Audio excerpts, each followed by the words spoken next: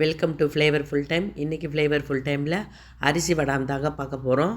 இதை கொஞ்சம் டிஃப்ரெண்ட்டாக பண்ணியிருக்கேன். நிறைய பேருக்கு உங்களுக்கு தெரியும், சில பேருக்கு இந்த மாதிரி செய்கிறது தெரியாது. அதனால் இந்த மாதிரி நான் செஞ்சு காமிச்சிருக்கேன். இது எப்படி செய்யலான்ட்டு இந்த வீடியோ ஃபுல்லாக ஸ்கிப் பண்ணாமல் பாருங்கள். இந்த அரிசி வடாம் பண்ணுறதுக்கு நிறைய இன்க்ரீடியன்ஸ் எல்லாம் தேவையில்லைங்க.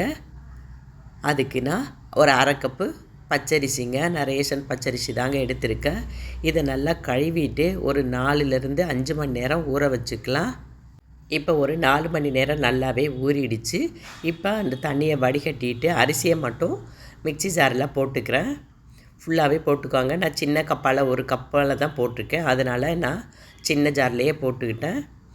இப்போ நல்லா மைய அரைச்சி எடுத்து வந்துக்கிட்டேன். அதை ஒரு வடிகட்டியில் இந்த மாதிரி நான் வடிகட்டிக்கிறேன். சப்போஸ் உள்ளே முழுசாக அரிசி இருக்குங்கிறதுக்காக நான் இந்த மாதிரி வடிகட்டிக்கிறேன். ஆனால் எதுவுமே இல்லைங்க. இப்போ இந்த வடாம் பண்ணுறதுக்கு ஒரு சின்ன சின்னதாக உள்ள ஒரு குண்டானில் இப்படி துணியை போட்டு நல்லா டைட்டாக ஒரு த்ரெட்டை வச்சு சுற்றி வச்சு நல்லா கட்டிடுங்க.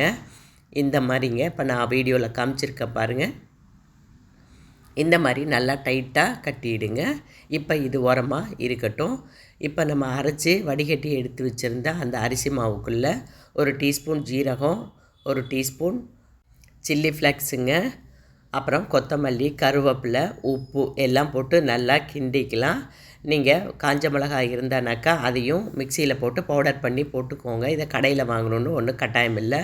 இந்த மாதிரி நல்லா ரவா தோசைக்கு பண்ணுவோம்ல, அந்த மாதிரி நல்லா தண்ணியாக இருக்கட்டுங்க. இப்போ அடுப்பில் அந்த துணியை வச்சு பாத்திரத்தில் கட்டி வச்சுருக்கோம் பாருங்கள். அதை ஸ்டவ்வில் வச்சுட்டு அதை இந்த மாதிரி சின்னதாக ஊற்றியிருக்கேன். அதை மூடி வச்சு ஃபஸ்ட்டு நைஃபால் சுற்றி இப்படி எடுத்து விட்டுடுங்க. ஃபஸ்ட்டு ஒரு 2 இது உங்களுக்கு பண்ணுறதுக்கு உங்களுக்கு கஷ்டமாக இருக்கும். அடுத்ததெல்லாம் ஈஸியாக வந்துடுங்க. ஒரு நைஃபால் துணி கிழிஞ்சிடாமல் இப்படி சுற்றி எடுத்து விட்டுட்டு அதே நைஃபாலேயே நீங்கள் எடுத்துடலாம், இல்லை கரண்டியால் கூட எடுத்துடலாங்க.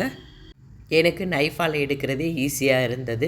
இப்போ எடுத்துகிட்டு இப்படி பரட்டி போடுங்க. அடிப்பக்கம் இன்னும் நல்லாவே ஈரமாக இருக்கும். அதனால் நல்லா ஃபேன் காற்றுல ஆறட்டுங்க.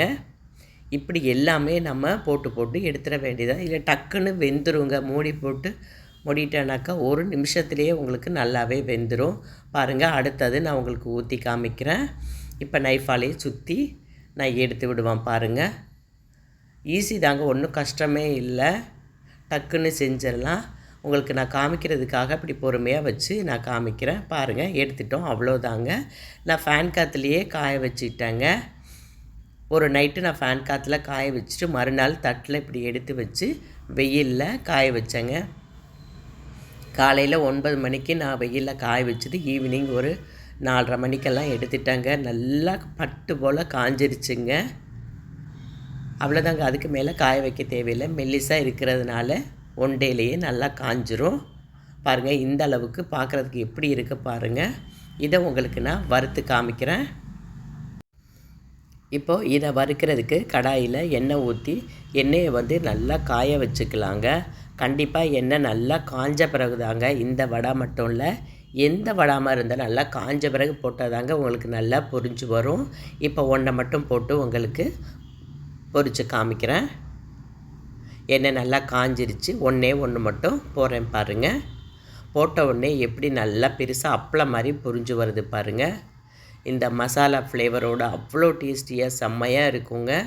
நம்ம வெறும் அரிசியில் பண்ணுறதுனால திகட்டாதுங்க. குழந்தைங்க எல்லோரும், பெரியவங்க எல்லாருக்குமே இது ரொம்பவே பிடிக்கும். கண்டிப்பாக நீங்கள் இதை ட்ரை பண்ணி பாருங்கள் எப்படி நான் பொரித்து எடுத்திருக்கேன்ட்டு.